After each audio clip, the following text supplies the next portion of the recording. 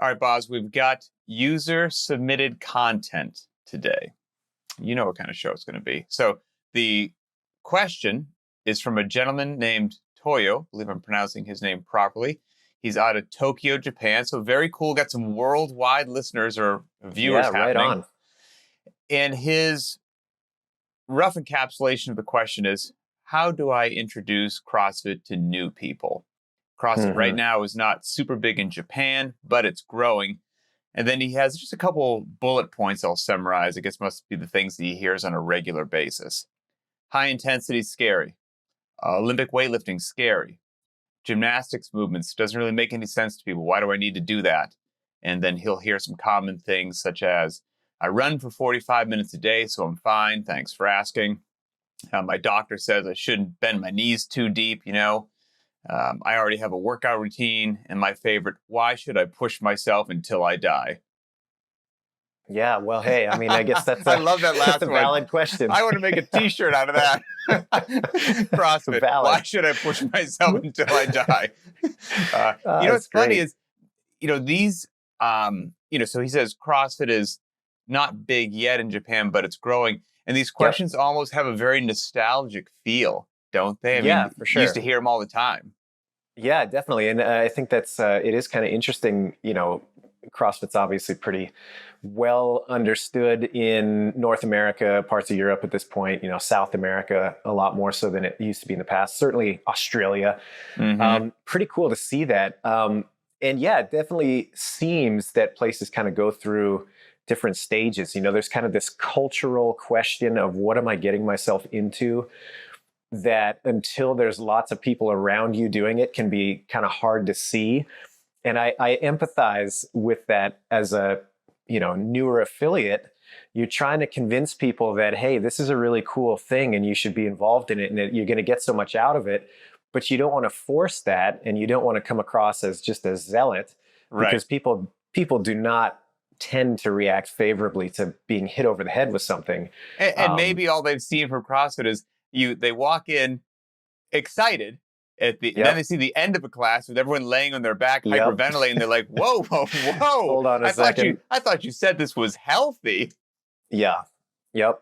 Yeah. So I think there's a few strategies for that, especially when you're in a place where the culture isn't necessarily going to seek out something that's like high intensity and really hardcore and things like that. Those of us that have been around CrossFit a long time, you recognize that hard is always going to be relative. And if you're in the hands of a good coach and a good facility, there's going to be a huge range of interpretation for what that looks like. And they'll find an access point. But the average person isn't going to understand that initially. So you're going to need a way to bridge the gap. And I've got a couple of strategies that I think would be a great kind of stepping stone. So I don't know where you want to start, Pat. You want to start with some of those, or is there something else that you wanted to address up front? Yeah, I know. I think that's a good one, because again, getting back to just his simple question, how to introduce new people to CrossFit. Yep. I'll tell you, you've got strategies, which might be a nice play off of what I have. I'm just a big explaining the why to people. Like, why do we do what we do? Why does it look a little bit different than maybe what you're accustomed to? And why are those differences actually beneficial? And none of those things might be quick, so to speak. They might require a cup of coffee and somebody's attention for 10 to 20 minutes. But I think once you lay that out, it's really tough to argue with the logic as to why we do what we do. And then the light bulbs kind of go off. So why don't you start and maybe you can run the whole way and then I'll take it if it makes sense. Sure. I'll hop in. Well, and I'll offer a bit of a counter. I almost see it as what you just outlined may work for some personalities that are more analytical and are a little bit more interested in mechanistically what's happening. Yes. But in my experience, those people are few and far between, and they're not the general public. They're not the average person that just wants to come into the gym and get healthier. To me, this bit of a chicken and egg question. And in my experience, I feel the worst thing you can do is try to convince people or try to hit them over the head too early with this kind of depth of method. Mm-hmm. It's certainly there, but I feel that people have to be receptive to it before it becomes something that repels them. So I agree with that. And I would liken that to like nutrition. Like somebody has to exactly. be interested in learning about it, because if you just try to Yep. force it on them, it ain't going to go well. And I will also say, I don't know if I've ever tried to talk somebody into doing CrossFit. Yes. Kind of like, hey, if you want to, great. Hit me up with whatever you need. If you don't I'll want be to, here. have a blast. I don't really care what you Yeah. do. So yes, agreed. And then as far as introducing new people to CrossFit, there's the old tried and true Greg Glassman approach, which is you just simply say to them, what are you doing tomorrow at 9 a.m.? Yeah, and I love that approach, and that's very similar to what my recommendations are. So number one, don't try to convince anybody of anything, not initially. It's just going to come off as a hard sell. People don't like that. It's, unless they are explicit in asking for why should I do this, don't offer it up. Let them draw that conclusion and get invested in the method on their own. And so the most important thing that you can ask from people in the beginning is time. Give me time. I'm not going to convince you of anything. I just want you to show up and experience it. Give me time. And it starts with, hey, exactly what you just said. What are you doing tomorrow? Why don't you show up at the gym? I'll show you around the facility. You'll get a workout in and it'll be fun. And leave it at that. And if you can get that much time, then the conversation becomes, hey, that was a pretty cool 45 minutes or however long the session was. What do you think about doing that again in a couple of days? And you try to get that much time. And then maybe it's, hey, just stick with me for like 2 weeks. That's all I'm asking. Just 2 weeks. And if you hate it, great. No hard feelings. I recommend another spot down the street that you might like training at better. Maybe that's a commercial gym or whatever. But just give me a couple weeks. And if you don't like it, then no big deal. And let them slowly dip the toe in until eventually there's that little spark of interest. We're like, wow, wait a minute. This is something that I'm not accustomed to, both in the way it makes me feel, both in the way that it has this underpinning of a philosophy behind it, in the influence it can have outside. But those things have to be drawn out naturally, in my opinion. So don't convince. Get time. Those are the most important things. And that time might be a little bit in the beginning. That's fine. Don't squander it by yakking at the person. Get them in the gym doing stuff. Instruct them well. Let them have fun with it. And then get a little bit more time. Love it. Those are my 2 starting points. I got more, but that's the starting point. And great starting points, because CrossFit really does need to be experienced. And a lot of the lingo and things won't make sense until you kind of get in there. So you've got it. I think this might be good that we've got 2 different approaches, because you've got that get in there, let me walk with you, jog with you, make this happen. And then I'm going to sprinkle people with once ideally that individual, if they do ask a question or two, some good ways to explain things that aren't full of just technical jargon that might shut somebody off, so that you can actually root it in. This is why, and this will literally help you. You look at the world differently starting tomorrow, and what we're doing is going to help you, rocket yourself forward. So, my short elevator pitch, if I had it on a CrossFit shirt or something like that, and, somebody said, CrossFit, my so-and-so I know does that, what is it? I never used to give them a big thing. I would just say it's the most fun and effective strength and conditioning program in the world. That was it. Nothing more. It was literally. I like that you lead with fun. Right? I mean, hey, again, it's because it's true. It's kept my interest for, a decade and a half or more. So, and if it wasn't fun, I wouldn't still be doing it. And then if that leads into, but then I shut my mouth. If that leads into more questions from them, I'm happy to keep talking, but it's not going to go into a hard sell. Just like you said, it's just, that's it. And then you wait. Is the interest there from the other side? Great. Now we're having a little dialogue, and now we get to go somewhere. But and you nailed it. I'm personally very big on the why and explaining things, and knowledge is power, and getting back to some of his questions about intensity being scary, or Olympic lifting being scary, or gymnastics movements. Doesn't it make sense as to why I need to do those? And doctor says I shouldn't squat below parallel, and all those good things. I do think it can be helpful if you do talk to these people, or they open the door.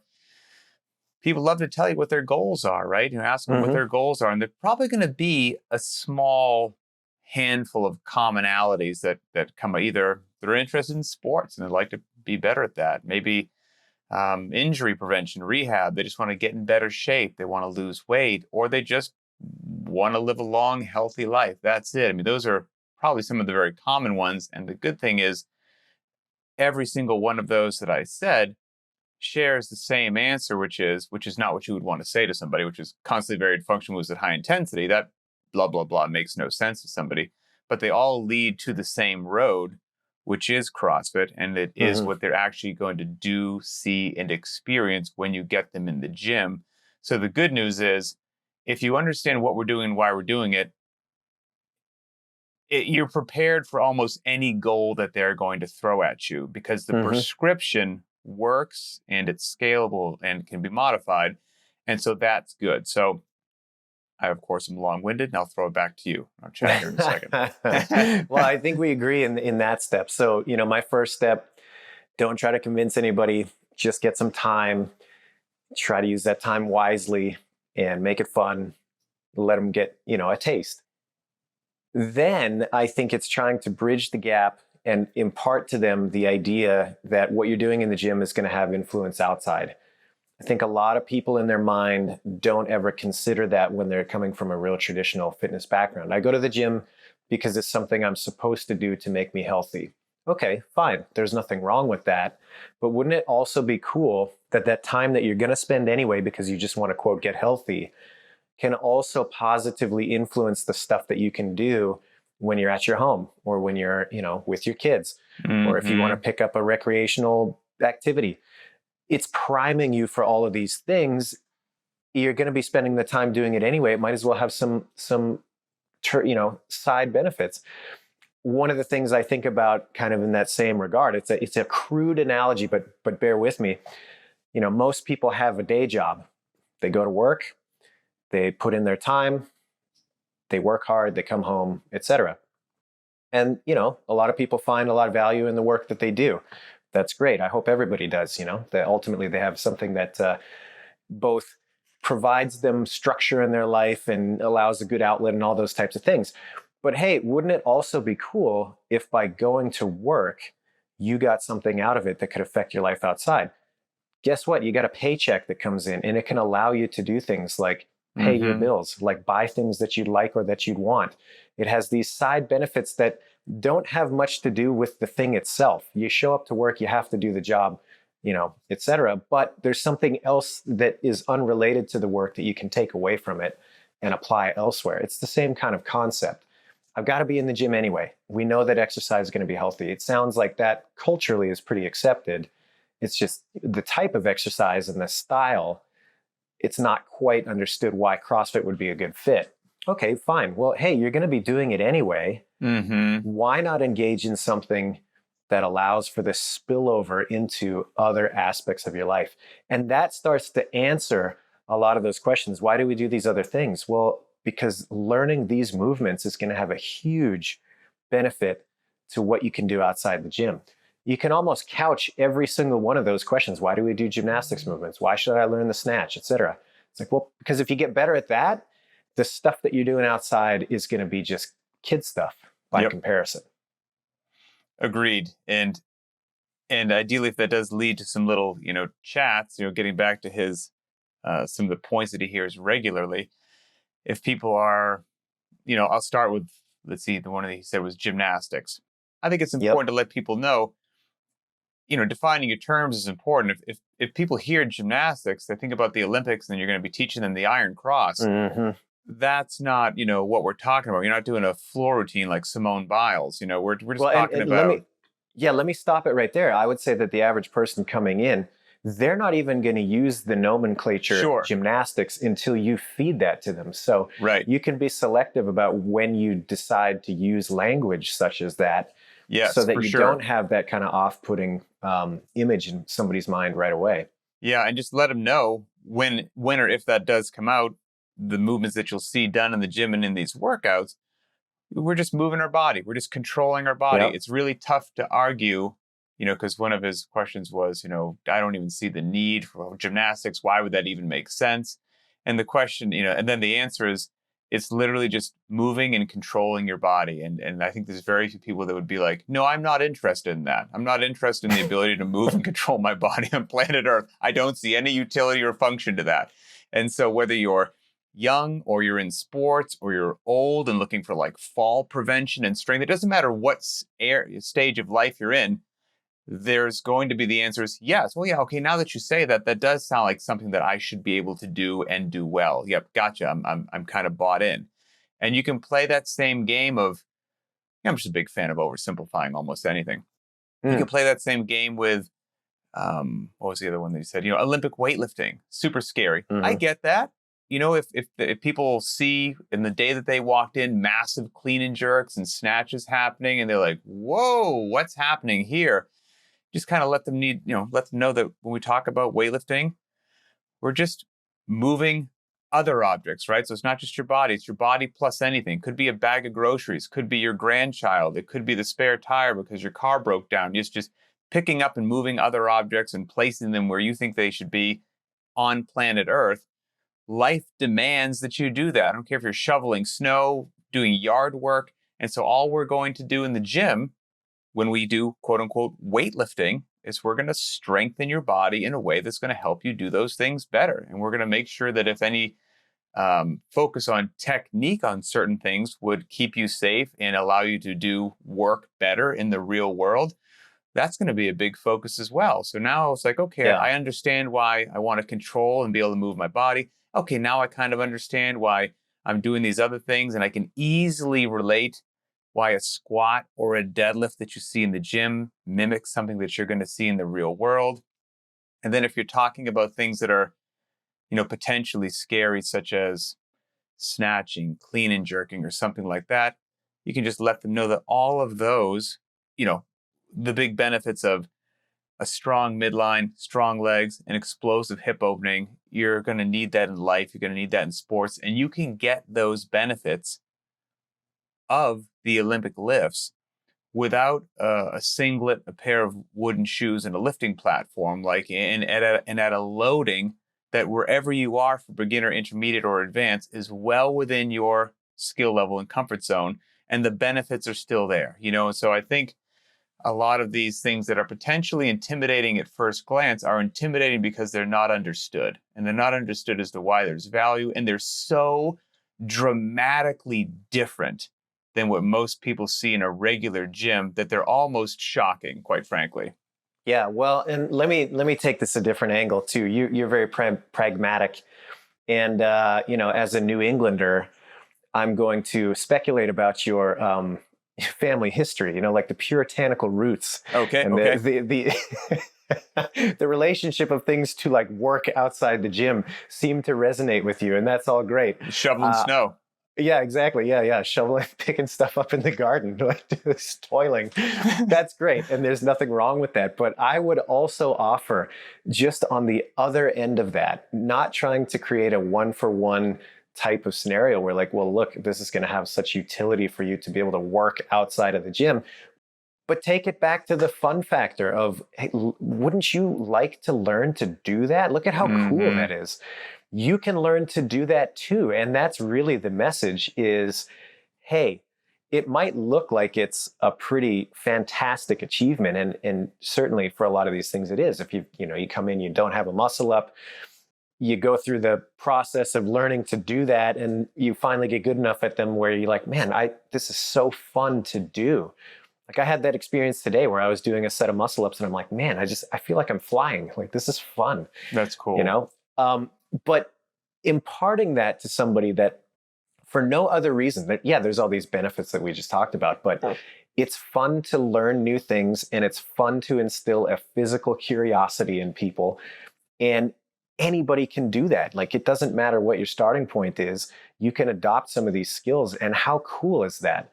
So that's, I think, one of the most important elements to try to spark within somebody is, you're right. That does look hard. And you're right. It is hard, but you can learn to do it too. And how cool is that? And how cool would it be to be able to do that?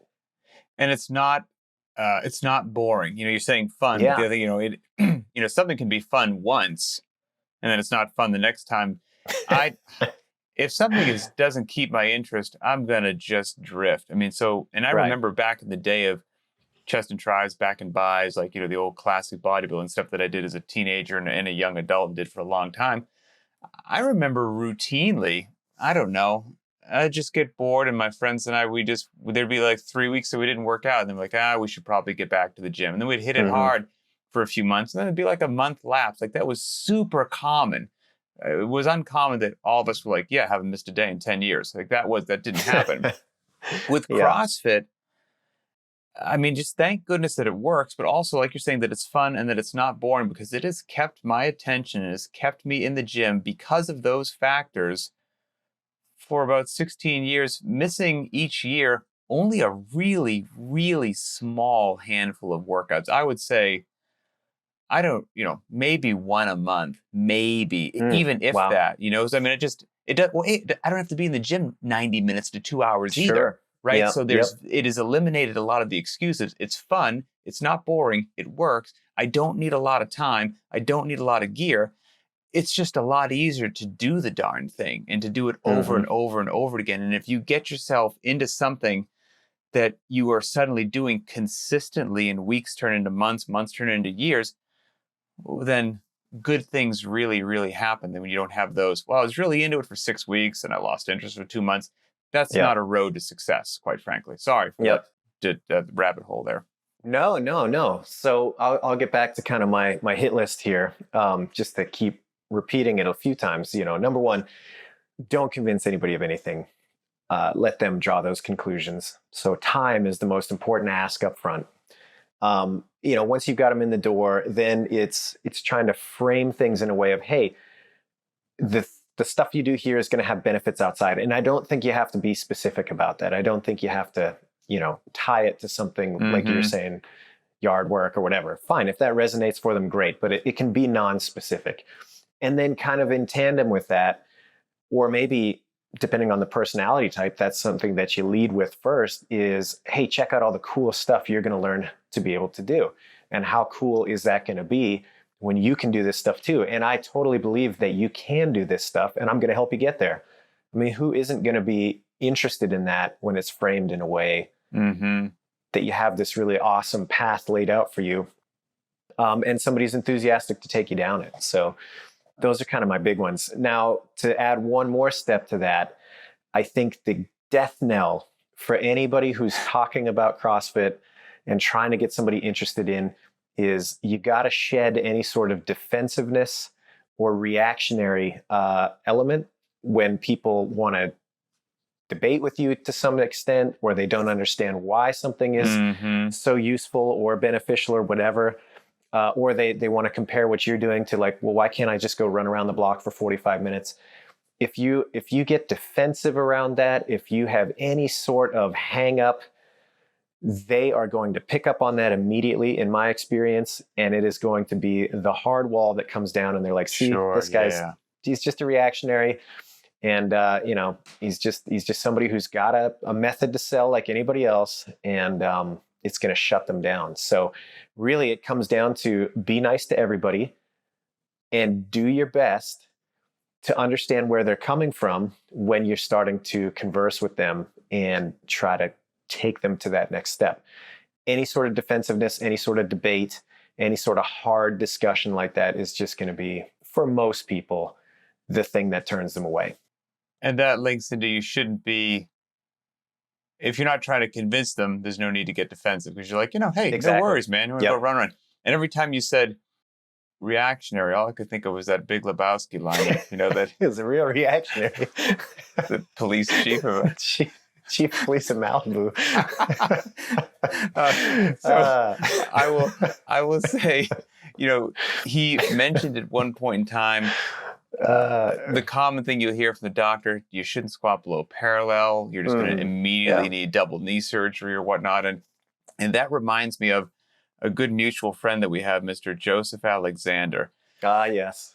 His a national treasure. And so I absolutely agree. His father is a physician, and Joe is not a physician. And so it doesn't matter how much Joe knows about working out and nutrition. his dad's a physician, and old school physician will always think that he must know more.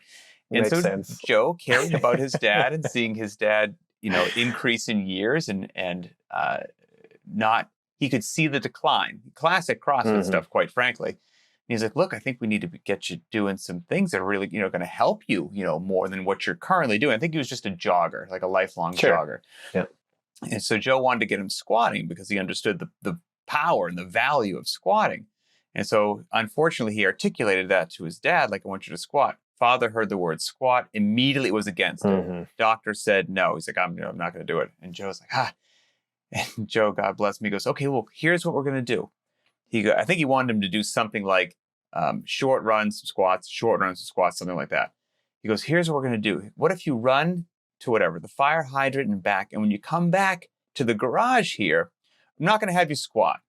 But what if I break out a chair and you just sit in the chair and you stand up 15 times? And then we do that for 10 minutes. His father was like, oh, yeah, that sounds fine. So I could do that. Because how, Sure. I sit in a chair every day. And so basically tricked him into squatting without him realizing that he was squatting. And that opened the door to later on. I think he kind of let him know about the ruse that he played on him. And it's like, well, what's the difference if the chair wasn't there and you were just controlling the bottom position? His father was like, maybe there's not one. And that, just so the right tool for the right job, and the right person, the right whatever.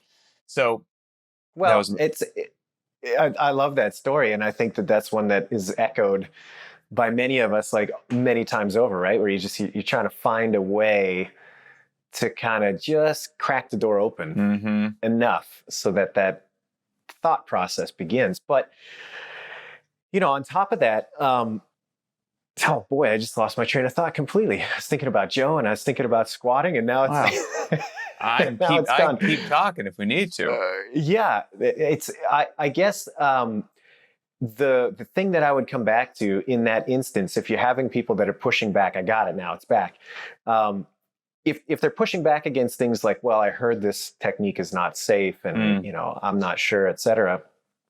That's one of those things that really what you're asking people for is a confidence in you. And that is something that you have to develop over time. And so again, if you come at that as, hey, I heard it's dangerous to squat below parallel, and you fire back, well, no, it's not, those people are misinformed. Okay, you've got a conflict now, and they can either choose to adopt your side of the argument or not. It's unlikely that you're going to find resolution in that, though. But getting back to my first kind of ask of time, over time, if you have proven yourself to have their best interest in mind, meaning you teach them how to do these things with really good eye for technique, and it's obvious that you care about their safety, and it's obvious that you're invested in their progress, that question of, is coach going to ask me to do something dangerous, almost becomes a non-issue, because you've already instilled in them that, no, like I'm here for you. This is my job, is to make sure that you get in the door, you get an awesome experience and the workout that you need, and you leave, and the rest is up to me. And that starts on day one. And so, yeah, it really is about that building of trust, making it completely obvious through action that you have their best interest in mind.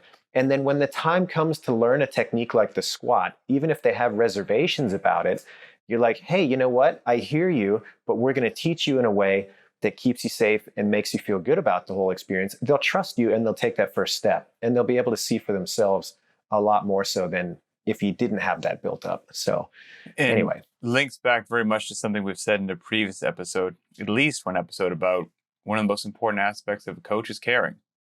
And you can't fake that. And they can tell when you care about them through your actions, through your words, through your knowledge base, through the whole 9 yards. I'll touch on one more thing, since he asked a couple specific things. So I'm going to think these are things that he's heard or hears regularly enough that he put them in the question. Okay. And the two are linked together. One is high intensity being scary. And then my favorite question, why should I push myself until I die? So so I love it. Again, I think it's a great t-shirt idea. So you could talk about intensity in whatever level of nerdness you didn't want to have. And I would say, if you want to arm yourself with some knowledge about intensity. If you haven't done it already, listen to Varied Not Random number 47, because we're all about intensity in that one. So you can get a full episode on that. But then the short answer is, if somebody says to me, why should I push myself until I die? I will say, I don't want you to do that. I mean, right. Just put that fear to bed right there. Yeah. That might be a misinformation campaign, or you saw something, whatever it is. That's not what we're going for. That's not what we're going to do.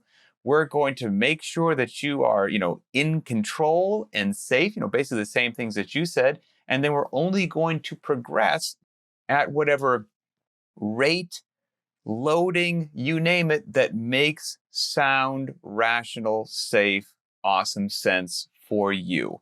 And that's that. And I'm going to push you a little bit, but not more than you should, because a little bit of push is needed to drive a little bit of adaptation. But I'm not looking to wreck you and beat you up so that you can't walk and you don't want to come back and you had a terrible experience. Like, that's not helping anybody out. So, and don't get me wrong, I've done both.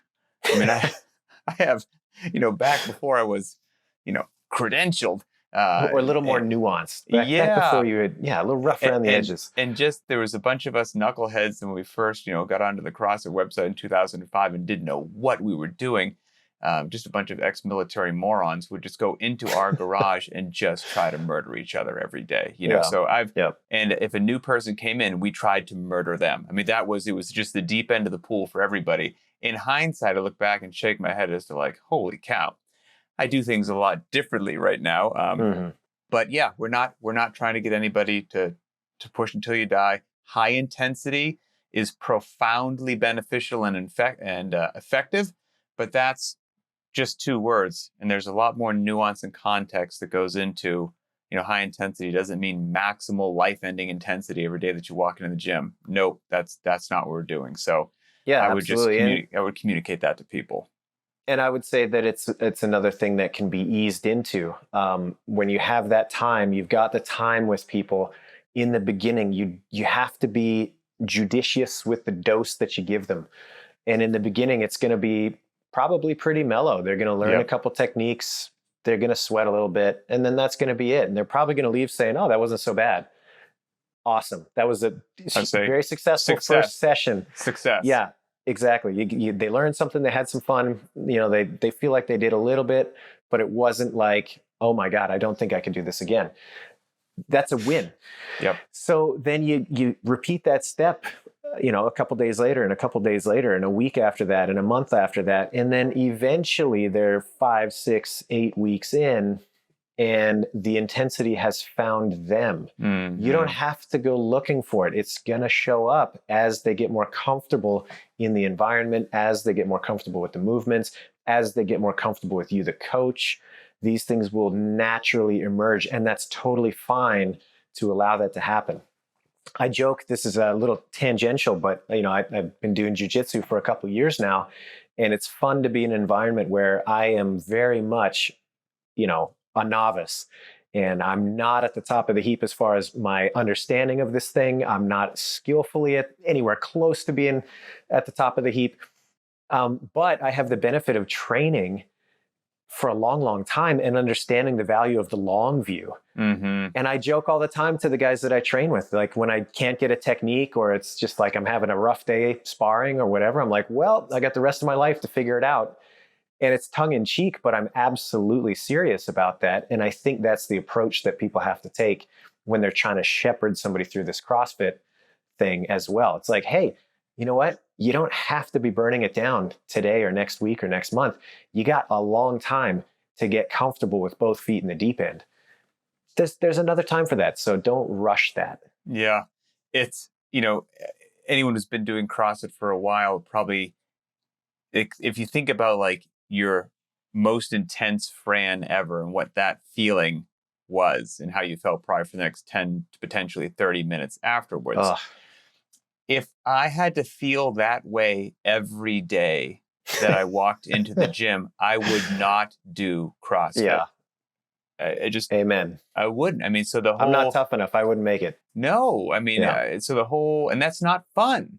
every day. Yep. Yeah, like I would fill me with dread. So I think that feeling, or that potentially erroneous perception that high intensity is every single day, you're just vomiting in the trash can, negative. So that's, it's good just to kind of put people's fears to rest. Come on in, we'll high five, we'll have a good time. You're going to actually enjoy this, and we'll progress together. So, and you can prove it. If you've had that first little bit of time and they come in and you did it right, they did the session with you, and at the end of that session, you can say, see, that wasn't so bad. And they can say, yeah, it wasn't that bad. You're like, perfect. This is all it's ever going to be, except you're just going to get better at it. Mm-hmm. See you tomorrow. And that's the trap. Yeah. Yeah. And just like that, you get your hooks in them. That's right. No, I think that's about it. That we give a whole bunch of different things, from real life stuff to little pieces of knowledge. If they do ask some questions, and a crawl, walk, run approach, I think that should do it. So it's very cool to hear that, CrossFit's starting to spread over there in Japan. We're slowly taking over the world. Have you ever done a seminar over there? I've flown through Tokyo a few times. I haven't had the luxury of spending any time there. I'd love to sometime, but I have spent some time in Okinawa. So not on the. I've been there as well, but I haven't been to Japan. Yeah. There's a funny story, but anyway, that's a tangent. Anyway, yes. So as always, as we wrap these shows here, thanks everybody. As you can see, we do read the comments. We screenshot them, put them away for future use. We, spitball them back and forth. Really appreciate this one here. I think it will serve a lot of people well. I think it's a common question that people hear. So hopefully you're armed with a bit more knowledge. If you're listening audio format, totally appreciate that. But if you want to get a comment there, go to the btwb YouTube channel, go to this episode, and post your thoughts. I mean, you hear what Adrian and I think right now, but you get to hear us run our mouths every week. We want to hear from you. So let us know what you think down there in the comments, either about this topic, or if you have something else that you feel is worthwhile of being addressed, and we will put it in the folder. So thanks everybody for your support. For Adrian Bosman, I'm Pat Sherwood, and we will see you next time.